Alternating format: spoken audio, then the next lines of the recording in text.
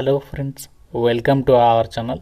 Friends, మనకి రీసెంట్గా bank జాబ్స్కి సంబంధించి 10th క్లాస్ అర్హతతో reserve bank of India RBI నుంచి పర్మనెంట్ ఉద్యోగాలకు ఒక భారీ నోటిఫికేషన్ అనేది రిలీజ్ అయింది కదా.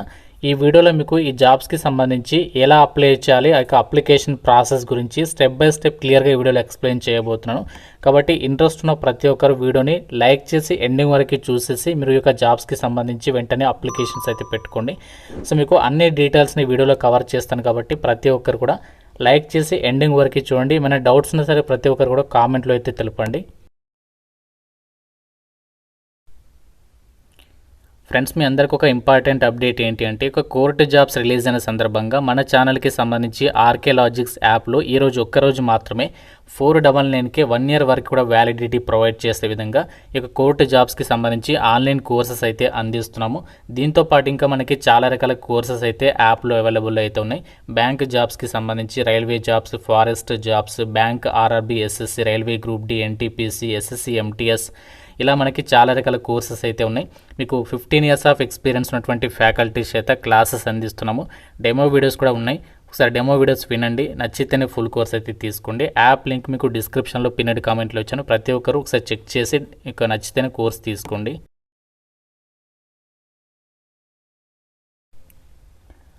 ఇక్కడ డీటెయిల్స్లోకి వెళ్ళినట్లయితే, మన ఇండియాలోనే సెంట్రల్ బ్యాంక్ అయినటువంటి reserve bank of India RBI నుంచి రీసెంట్లీగా ఆఫీస్ అటెండర్ ఉద్యోగాలకి సంబంధించి January 15th మనకి నోటిఫికేషన్ అనేది రిలీజ్ అయింది కదా.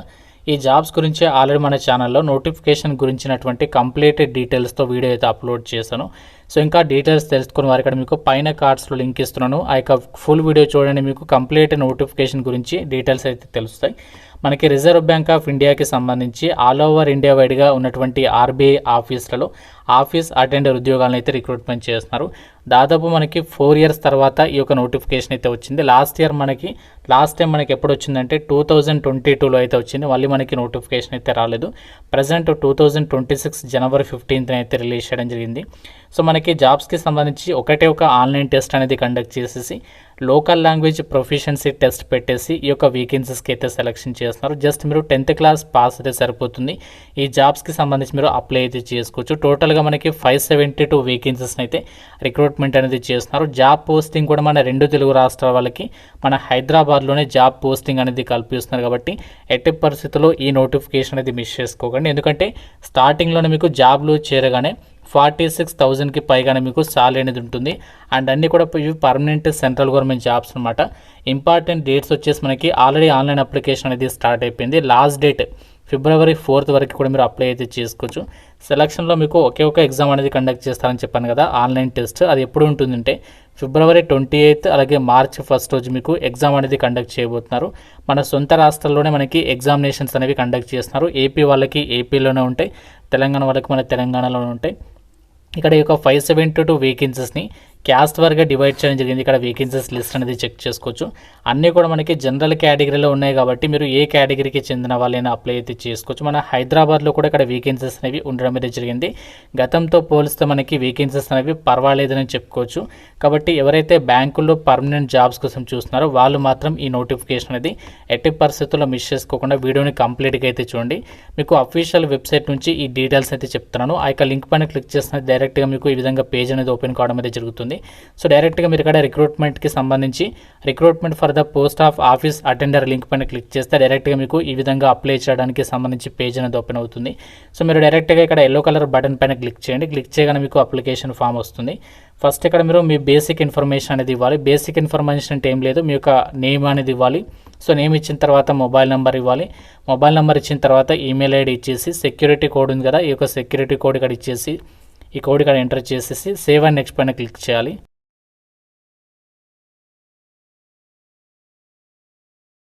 ఒక ఇంపార్టెంట్ నోట్ పాయింట్ ఏంటి అంటే, మీరు ఏదైతే ఫోటో అండ్ సిగ్నేచర్ అప్లోడ్ చేస్తారో, సో ఫోటో సిగ్నేచర్ అప్లోడ్ చేసేటప్పుడు ఫోటోగ్రాఫ్ అనేది మీరు స్కాన్ చేసి రెడీగా పెట్టుకుంటారు కదా, అది అప్లోడ్ చేసిన తర్వాత మళ్ళీ మీరు ఏం చేయాలంటే నెక్స్ట్ స్టెప్లో లైవ్ ఫోటో కూడా క్యాప్చర్ చేయాల్సి ఉంటుంది. సో ఒకవేళ లైవ్ ఫోటో అనేది ఒకవేళ క్యాప్చర్ కాకపోతే మీరు అక్కడ QR కోడ్ అనేది కనిపిస్తుంది. ఆ QR కోడ్ అనేది వేరే మొబైల్ తోటి స్కాన్ చేయగానే మీకు ఒక లింక్ అనేది ఓపెన్ అవుతుంది. అందులో డైరెక్ట్గా మీరు మీకు ఆ ఫోటో అనేది అప్లోడ్ చేసి ఆ విధంగా కూడా మీరు అప్లోడ్ అనేది చేయొచ్చు అనమాట. ఫోటో అనేది మాత్రం మీరు 2 విధాలుగా అప్లోడ్ చేయాలి కంపల్సరీగా.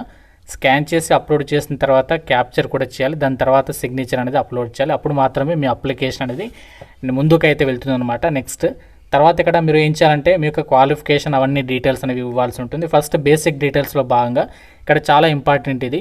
ఈ యొక్క రిజర్వ్ బ్యాంక్ ఆఫ్ ఇండియా నుంచి వచ్చినటువంటి ఆఫీస్ అటెండర్ ఉద్యోగాలకి అప్లై చేయడానికి ఉండాల్సినటువంటి మనకి మినిమం ఎడ్యుకేషనల్ క్వాలిఫికేషన్ ఏంటంటే మినిమం 10th క్లాస్ అనేది పాస్ అయితే సరిపోతుంది, అప్లికేషన్ చేసుకోవచ్చు. అయితే ఇక్కడ ఒక కండిషన్ పెట్టారు, ఏంటి అంటే ఎవరైతే డిగ్రీ చేసినటువంటి వాళ్ళు ఉన్నారో వాళ్ళు మాత్రం నాట్ ఎలిజిబుల్ అనమాట. అంటే మీరు ఒకవేళ ఇంటర్ చేసినా పర్వాలేదు, ఇంటర్ వాళ్ళు కూడా అప్లై చేసుకోవచ్చు. కాకుంటే మీరు ఒకవేళ డిగ్రీ చదివితే మాత్రం నాట్ ఎలిజిబుల్ అనమాట.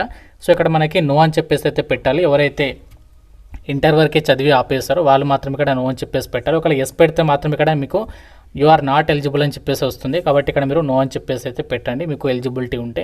తర్వాత ఇక్కడ మీకు క్యాస్ట్ అనేది సెలెక్ట్ చేసుకోండి. మీరు బీసీ అభ్యర్థి, ఎస్సీయా, ఎస్టీయా, జనరలా, సో ఆ క్యాస్ట్ అనేది సెలెక్ట్ చేసుకోండి. సో చేసుకున్న తర్వాత ఓకే పైన అయితే క్లిక్ చేయాలి. సో క్లిక్ చేసిన తర్వాత నెక్స్ట్ ఇక్కడ ఏంటి అంటే kindly indicate the state or from which you have passed SSC. So మీరు 10th క్లాస్ అనేది ఏ స్టేట్లో పాస్ అయ్యారో ఆ స్టేట్ అనేది ఇక్కడ సెలెక్ట్ చేసుకోవాలి. మీరు ఏ స్టేట్లో అయితే స్టేట్ అనేది సెలెక్ట్ చేసేసేయండి. సో ఇక్కడ ఆంధ్రప్రదేశ్ అయితే ఆంధ్రప్రదేశ్ సెలెక్ట్ చేసిన తర్వాత సో దానికి సంబంధించి ఆఫీస్ అనేది సెలెక్ట్ చేయాలి. హైదరాబాద్ కాబట్టి ఇక్కడ హైదరాబాద్ అని చెప్పేసి పెట్టాలి. తర్వాత ఎగ్జామ్ సెంటర్స్, సో ఇక్కడ ఎగ్జామ్ సెంటర్స్ ప్రిఫరెన్సెస్ అనేవి టోటల్గా మనకి 3 సెంటర్స్ అనేవి ఎగ్జామినేషన్ సెంటర్స్ ప్రిఫరెన్సెస్గా పెట్టుకోవచ్చు. ఫస్ట్ మీరు ఇక్కడ ఎగ్జామినేషన్ సెంటర్ ఏది కావాలనుకుంటున్నారో అది సెలెక్ట్ చేసుకోండి. సో నాది హైదరాబాద్ దగ్గర కాబట్టి మాకు హైదరాబాద్ పెట్టుకున్నాను. తర్వాత ఇంకా ది నియరెస్ట్ దగ్గర ఇంకెక్కడ ఉంటుందంటే వరంగల్ కాబట్టి సో ఫస్ట్ సెకండ్ కరీంనగర్ పెడుతున్నాను, తర్వాత వరంగల్ పెట్టుకుంటున్నాను. మీకు ఏది దగ్గర ఉంటే ఆ విధంగా ప్రిఫరెన్సెస్ ఆర్డర్ పెట్టుకోండి. తర్వాత ఇక్కడ language for LPT, so language proficiency test పెడతారని చెప్పాను కదా. సో తెలుగు లోకల్ లాంగ్వేజ్ అనేది కంపల్సరీగా రావాలి కాబట్టి ఇక్కడ మన తెలుగు వాళ్ళందరూ కూడా ఇక్కడ లాంగ్వేజ్ దగ్గర తెలుగు అని చెప్పేసి సెలెక్ట్ చేస్తే సరిపోతుంది. సో నెక్స్ట్ స్టెప్ ఏంటి అంటే are you a person with benchmark disability of 40% and above అని చెప్పేసి ఇచ్చారు. సో మీరు ఒకవేళ ఫిజికల్లీ హ్యాండిక్యాప్డ్ పర్సన్ అయ్యి 40% ఎబోవ్ ఫిజికల్లీ హ్యాండిక్యాప్డ్ పర్సన్ అయినట్లయితే ఎస్ అని పెట్టాలి. ఒకవేళ మీరు మంచిగా ఫిజికల్ ఫిట్గా ఉంటే ఇది నో అని చెప్పేసి పెట్టాలన్నమాట. ఎస్ పెడితే మాత్రం దానికి సంబంధించి ఎస్ పెడితే ఏ డిసబిలిటీ ఉంది అండ్ డిసబిలిటీ నేచర్ ఏంటి అవన్నీ కూడా మీరు ఇవ్వాల్సి ఉంటుంది. ఒకవేళ నో అయితే నో పెట్టేస్తే సరిపోతుంది. తర్వాత ఇవన్నీ కూడా వదిలేయాల్సి ఉంటుంది అనమాట. సో అవన్నీ కూడా నో అని చెప్పేసి అయితే ఇచ్చేసేయండి. సో ఇది కూడా నో అని చెప్పేసి ఇచ్చేసేయండి. తర్వాత నెక్స్ట్ స్టెప్ ఏంటి అంటే ఇవన్నీ కూడా వదిలేసేయండి. ఫిజికల్లీ హ్యాండిక్యాప్డ్ వాళ్ళు మాత్రమే ఆ డీటెయిల్స్ అనేవి ఫిల్ చేయాలి. తర్వాత ఇక్కడ are you an ex serviceman అని చెప్పేసి అడుగుతున్నారు. మీరు ఆల్రెడీ ఎక్స్ సర్వీస్ మ్యాన్ అయితే ఎస్ పెట్టండి, లేకుంటే నో అని చెప్పేసి పెట్టండి. ఎక్స్ సర్వీస్ మ్యాన్ ఎస్ పెడితే దానికి సంబంధించి ఎన్ని సంవత్సరాలు సర్వీస్ చేస్తారు దానికి సంబంధించి డీటెయిల్స్ అన్ని కూడా మీరు ఇవ్వాల్సి ఉంటుంది అనమాట. సో ఒకవేళ ఎస్ పెడితే డీటెయిల్స్ ఉండే, లేకుంటే నో అని చెప్పేసి పెట్టేస్తే సరిపోతుంది. తర్వాత ఇక్కడ మీరు are you seeking relaxation under widow or divorced women, so అలాంటి కేటగిరీకి చెందిన వాళ్ళైతే ఎస్ పెట్టండి, లేకుంటే నో అని చెప్పేసి పెట్టండి.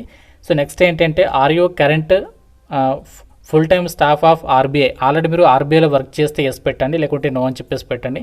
తర్వాత ఇది కూడా ఎస్, ఒకవేళ మీరు already ex employee of RBI అయితే ఎస్ పెట్టండి, లేకుంటే నో పెట్టండి. తర్వాత కన్సెంట్ టు ఆధార్ వెరిఫికేషన్, ఇది ఎస్ అని కంపల్సరీగా పెట్టాలి అందరూ కూడా. ఎస్ అని పెట్టేసిన తర్వాత నెక్స్ట్ ఏంటి అంటే మీ ఆధార్ కార్డ్ నెంబర్ ఉంటుంది కదా, ఆధార్ కార్డ్ నెంబర్ ఇవ్వాలి. తర్వాత పాన్ కార్డ్ నెంబర్ అనేది ఇవ్వాల్సి ఉంటుంది. సో పాన్ నెంబర్ అని ఇచ్చిన తర్వాత నేషనాలిటీ ఏంటి మనది ఇండియన్ కాబట్టి ఇండియన్ అని చెప్పేసి పెట్టాలి. తర్వాత ఇది ఎస్ పెట్టాలి. ఎస్ పెట్టిన తర్వాత సో నెక్స్ట్ ఏంటంటే ఇక్కడ whether employed in government service, so మీరు ఆల్రెడీ గవర్నమెంట్ ఎంప్లాయ్ అయితే ఎస్ పెట్టాలి, లేకుంటే సింపుల్గా నో అని చెప్పేసి పెట్టేస్తే సరిపోతుంది. తర్వాత ఇక్కడ if yes have you informed in writing to your head office, ఇక్కడ సో దీనికి సంబంధించి మనకి ఏం సెలెక్ట్ చేయాల్సినటువంటి అవసరం లేదు. తర్వాత religion to which you belong, so మీరు ఏ రిలీజన్కి చెందిన వాళ్ళు ఆ రిలీజన్ ఇక్కడ సెలెక్ట్ చేసుకోవాలి. సో సెలెక్ట్ చేసుకున్న తర్వాత మీ పర్సనల్ డీటెయిల్స్, సో మీ పర్సనల్ డీటెయిల్స్ అంటే డేట్ ఆఫ్ బర్త్, తర్వాత ఇక్కడ డేట్ ఆఫ్ బర్త్కి సంబంధించి ఏజ్ అనేది ఎంత ఉండాలంటే జాబ్స్కి అప్లై చేయడానికి January 1st, 2026 వరకు మీకు మినిమం 18 నుంచి 25 ఇయర్స్ ఆఫ్ ఏజ్ ఉండాలి. ఓబీసీ వాళ్ళైతే 28 ఇయర్స్ వరకు, ఎస్సీ ఎస్టీ వాళ్ళైతే 30 ఇయర్స్ వరకు, పీడబ్ల్యూడీ వాళ్ళైతే 35 ఇయర్స్ వరకు అప్లికేషన్ చేసుకోవడానికి ఛాన్స్ అనేది ఉంటుంది. ఆ విధంగా మీరు అక్కడ ఏజ్ అనేది మీకు ఎలిజిబిలిటీ ఉందా లేదా చెక్ చేసుకోండి. సో చెక్ చేసుకొని అప్లై అయితే చేయండి. తర్వాత మీ యొక్క డేట్ ఆఫ్ బర్త్ అనేది ఇచ్చిన తర్వాత మీ యొక్క జెండర్ అనేది సెలెక్ట్ చేసుకోవాలి, మేలా ఫీమేలా సెలెక్ట్ చేసుకొని దానికి సంబంధించి మీరు ట్విన్ బ్రదర్ ఆర్ సిస్టర్ అయితే ఎస్ పెట్టండి, లేకుంటే నో చెప్పేసి పెట్టండి. తర్వాత దానికి సంబంధించి డీటెయిల్స్ అనేవి ఇవ్వాలి ఎస్ పెడితే.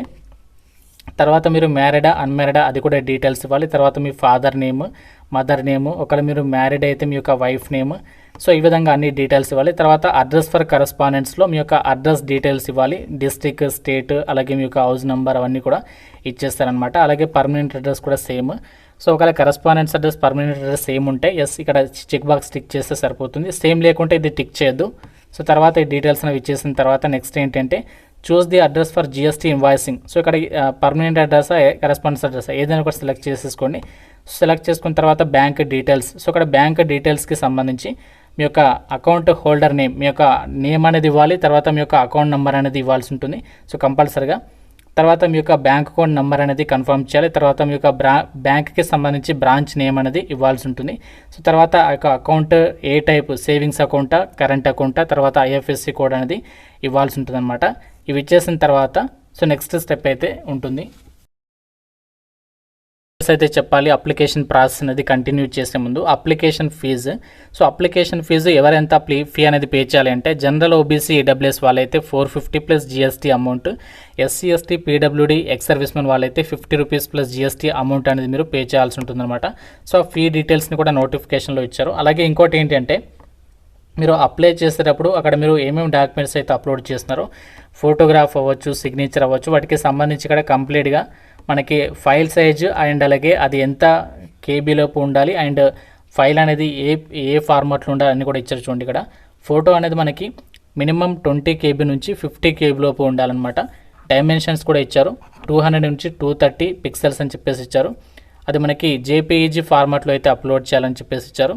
డిపిఐ రెజల్యూషన్ అని చెప్పేసి కూడా ఇక్కడ మెన్షన్ చేయడం అనేది జరిగింది. సో ఫోటోగ్రాఫ్ అనేది ఆ విధంగా అప్లోడ్ చేయాలి. అండ్ సిగ్నేచర్కి సంబంధించినటువంటి డీటెయిల్స్ ఇచ్చారు. 140 into 60 పిక్సెల్స్, 10 KB నుంచి 20 KB లోపు అయితే ఉండాలి. జేపీఈజీ ఫార్మాట్లో అప్లోడ్ చేయాలన్నమాట. అండ్ నెక్స్ట్ ఇంకోటి ఏంటంటే left thumb impression. So left thumb impression అంటే ఏంటి అంటే ఒక ప్లెయిన్ వైట్ పేపర్ మీద, A4 సైజ్ ఉన్నటువంటి పేపర్ మీద మీరు లెఫ్ట్ థంబ్ తోటి ఒక ఇంక్ దాని మీద వేలిముద్ర అంటాం కదా, ఆ విధంగా లెఫ్ట్ థంబ్ తోటి ఇంప్రెషన్ ఆ విధంగా మీరు రెడీ చేసుకునే డాక్యుమెంట్ ప్లెయిన్ వైట్ పేపర్ మీద బ్లాక్ లేదా బ్లూ ఇంక్ తోటి ఆ విధంగా రెడీ చేసుకుని ఆ డాక్యుమెంట్ కూడా అప్లోడ్ చేయాలి. అంతేకాకుండా హ్యాండ్ రిటన్ డిక్లరేషన్. సో ఇక్కడ హ్యాండ్ రిటన్ డిక్లరేషన్ వచ్చేసి ఇంగ్లీష్ లాంగ్వేజ్లో అయితే రాయాలి. క్లియర్గా ఒక వైట్ పేపర్ మీద బ్లాక్ ఇంక్ తోటి మాత్రమే రాయాలి. అది వచ్చేసి 50 KB నుంచి 100 KB లోపు ఉండాలి. 800 into 400 పిక్సెల్స్ అని చెప్పేసి ఇచ్చారు. ఇదేమో 240 into 240 pixels left thumb impression. దీనికి సంబంధించి మీరు ఆ యొక్క ఫైల్ సైజ్ అనేది ఏ విధంగా సెట్ చేసుకోవాలనుకుంటే ఇమేజ్ రీసైజర్ అని చెప్పేసి ఒక వెబ్సైట్ ఉంటుంది. అందులోకి వెళ్ళేసి మీరు ఆ ఫైల్ సైజ్ అనేది సెట్ చేసుకోవచ్చు అనమాట. ఇవి మనకి కంపల్సరీగా ఇన్స్ట్రక్షన్స్ అనేవి ఫాలో అయ్యి మీరు అప్లై అయితే చేసుకోవాలి. మీ యొక్క డీటెయిల్స్ అన్నీ కూడా ఇచ్చేసిన తర్వాత వ్యాలిడేట్ యువర్ డీటెయిల్స్ పైన క్లిక్ చేయాలి. క్లిక్ చేసిన తర్వాత ఏమైనా ఎర్రర్స్ ఉంటే, ఏమైనా మిస్టేక్స్ ఉంటే అక్కడ మీకు చూపిస్తుంది. తర్వాత మీరు ఒకవేళ ఏమి ఎర్రర్స్ లేకుంటే డైరెక్ట్గా వ్యాలిడేటెడ్ సక్సెస్ఫుల్ అని చెప్పేసి వస్తుంది. వచ్చిన తర్వాత మీరు ఇక్కడ ఏం చేయాలంటే నెక్స్ట్ సేవ్ అండ్ నెక్స్ట్ పైన క్లిక్ చేయాలి. క్లిక్ చేసిన తర్వాత ఎడ్యుకేషనల్ క్వాలిఫికేషన్కి సంబంధించి ఈ విధంగా మనకి పేజ్ అనేది ఓపెన్ అవుతుంది అనమాట. సో ఈ యొక్క పేజ్లో ఏంటి అంటే మీ క్వాలిఫికేషన్ డీటెయిల్స్ ఇక్కడ ఎంటర్ చేయాల్సి ఉంటుంది. ఇక్కడ మీరు మీ యొక్క 10th క్లాస్కి సంబంధించి అలాగే ఇంటర్మీడియట్కి సంబంధించి డీటెయిల్స్ అనేవి ఇస్తే సరిపోతుంది. మీరు ఓన్లీ 10th క్లాస్ చదివితే 10th డీటెయిల్స్ ఇస్తే సరిపోతుంది. 10th క్లాస్ డీటెయిల్స్ మాత్రం కంపల్సరీగా ఇవ్వాల్సి ఉంటుంది.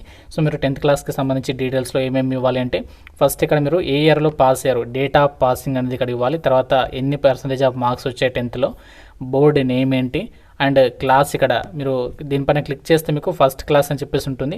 సో ఫస్ట్ క్లాస్ అంటే మినిమం 60% మార్కులు అనమాట. సో మ్యాక్సిమం అందరు కూడా ఫస్ట్ క్లాస్ పాస్ ఉంటారు కాబట్టి ఫస్ట్ క్లాస్ పెట్టేసేసి సరిపోతుంది. తర్వాత వర్క్ ఎక్స్పీరియన్స్ డీటెయిల్స్. సో ఇక్కడ వర్క్ ఎక్స్పీరియన్స్ డీటెయిల్స్లో ఇక్కడ నో అని చెప్పేసి పెట్టేస్తే సరిపోతుంది.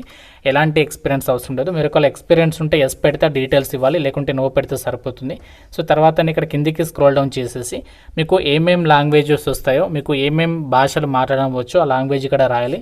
తెలుగు వస్తే తెలుగు అని చెప్పేసి సెలెక్ట్ చేసేసి రీడింగ్, రైటింగ్, స్పీకింగ్ అన్నీ వస్తే అన్నీ సెలెక్ట్ చేసుకోవాలి. ఆ విధంగా హిందీ, ఇంగ్లీష్ మీకు ఎన్ని లాంగ్వేజెస్ వస్తే ఆ లాంగ్వేజెస్ సెలెక్ట్ చేసుకుని ఈ యొక్క బటన్స్ అనేవి మీరు ఒకవేళ వస్తే సెలెక్ట్ చేయాలి, లేకుంటే ఆ విధంగా ఉంచేసేయాలి. ఉంచేసి తర్వాత వ్యాలిడేట్ యువర్ డీటెయిల్స్ పైన క్లిక్ చేసిన తర్వాత సేవ్ అండ్ నెక్స్ట్ పైన క్లిక్ చేయాలన్నమాట. మీ యొక్క క్వాలిఫికేషన్ డీటెయిల్స్ ఇచ్చిన తర్వాత వ్యాలిడేట్ యువర్ డీటెయిల్స్ పైన క్లిక్ చేసిన తర్వాత ఈ విధంగా వస్తుంది. ఓకే పైన క్లిక్ చేయాలి. తర్వాత సేవ్ అండ్ నెక్స్ట్ పైన క్లిక్ చేయాలి. నెక్స్ట్ మనకి సేవ్ అండ్ నెక్స్ట్ పైన క్లిక్ చేసిన తర్వాత మనకి ఈ విధంగా ఒక అప్లికేషన్ ఫామ్, ఇప్పటివరకు మీరు ఏదైతే డీటెయిల్స్ ఇచ్చారో దానికి సంబంధించి పేజ్ అనేది ఓపెన్ అవుతుంది. సో మీరు డైరెక్ట్గా ఏంటంటే ఇక్కడ మీరు ఆ యొక్క చెక్ బాక్స్ అనేది టిక్ మార్క్ చేసేసి కంప్లీట్ రిజిస్ట్రేషన్ పైన అయితే క్లిక్ చేయాల్సి ఉంటుంది అనమాట. ఈ విధంగా చెక్ బాక్స్ మీద క్లిక్ చేసేసి కంప్లీట్ రిజిస్ట్రేషన్ పైన క్లిక్ చేయాలి.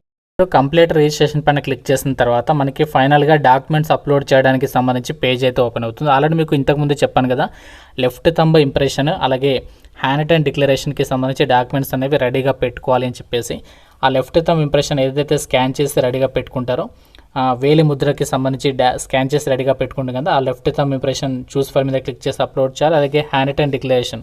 సో హ్యాండ్ అండ్ డిక్లరేషన్లో ఏమేమి రాయాలనేది నోటిఫికేషన్లో ఇచ్చారు. ఒకసారి ప్లేన్ పేపర్ మీద అక్కడ ఏమి ఇచ్చారో అక్కడ చూసుకొని మీ నేమ్ అనేది ఉండే విధంగా చూసుకొని అక్కడ మ్యాటర్ అనేది రాసేసి ఆ డాక్యుమెంట్ కూడా అప్లోడ్ చేయాలన్నమాట. సో 2 డాక్యుమెంట్స్ అప్లోడ్ చేసిన తర్వాత ఇక్కడ మీకు డిజిలాకర్కి సంబంధించి అకౌంట్ ఉంటే ఎస్ పెట్టేసేసండి, లేకుంటే సింపుల్గా నో పెట్టేస్తే సరిపోతుంది, ప్రాబ్లం లేదు. సో ఇది కంపల్సరీ ఏం కాదు. తర్వాత ఇక సెక్యూరిటీ కోడ్ ఇక్కడ ఇచ్చేస్తే సరిపోతుంది. తర్వాత డైరెక్ట్గా ఫైనల్గా మీరు ఇక్కడ సేవ్ అండ్ నెక్స్ట్ పైన క్లిక్ చేసిన తర్వాత సో మీరు ఫైనల్ స్టెప్ వచ్చేసి ఫీ పేమెంట్ అనమాట. సో ఫీ పేమెంట్కి సంబంధించి పేజీలోకి వెళ్తారు. ఫీ పేమెంట్ చేసేసి సో ఫీ పేమెంట్ వచ్చేసి మీరు మనకి ఆన్లైన్ బ్యాంకింగ్ ద్వారా కానీ, మనకి క్రెడిట్ కార్డు కానీ, డెబిట్ కార్డు ద్వారా, ఈ విధంగా ఇలాంటి యాప్స్ ద్వారా మీరు ఫీ పేమెంట్ అనేది చేసేసుకోవచ్చు అనమాట. సో ఈ విధంగా మీరు సింపుల్గా మొబైల్ త్రూగానే ఈ ప్రాసెస్ అంతా కూడా కంప్లీట్ అయితే చేసేసేయచ్చు. సో మీరు ఫీ పేమెంట్ చేస్తేనే మీ అప్లికేషన్ కంప్లీట్ అయిపోతుంది. సో ఫీ పేమెంట్ చేయకుండా ఇక్కడి వరకు చేసేసాను అనుకోండి, సో మీ అప్లికేషన్ అనేది కంప్లీట్ అయితే కాదు. కంపల్సరీగా ప్రతి ఒక్కరు ఫీ పేమెంట్ చేస్తేనే మీ అప్లికేషన్ సబ్మిట్ అయితే అయిపోతుంది అనమాట. సో ఈ విధంగా మీరు సేవ్ అండ్ నెక్స్ట్ పైన క్లిక్ చేసిన తర్వాత నెక్స్ట్ కంపల్సరీగా ప్రతి ఒక్కరు ఫీ పేమెంట్ కూడా చేసేసి అప్లికేషన్ అనేది సబ్మిట్ అనేది చేసేసేయండి. ఈ విధంగా మీరు ఈ యొక్క ఆర్బీఐ ఆఫీస్ అటెండర్ ఉద్యోగాలకైతే అప్లికేషన్ అనేది ఆన్లైన్లో సబ్మిట్ అనేది చేసేసేయచ్చు.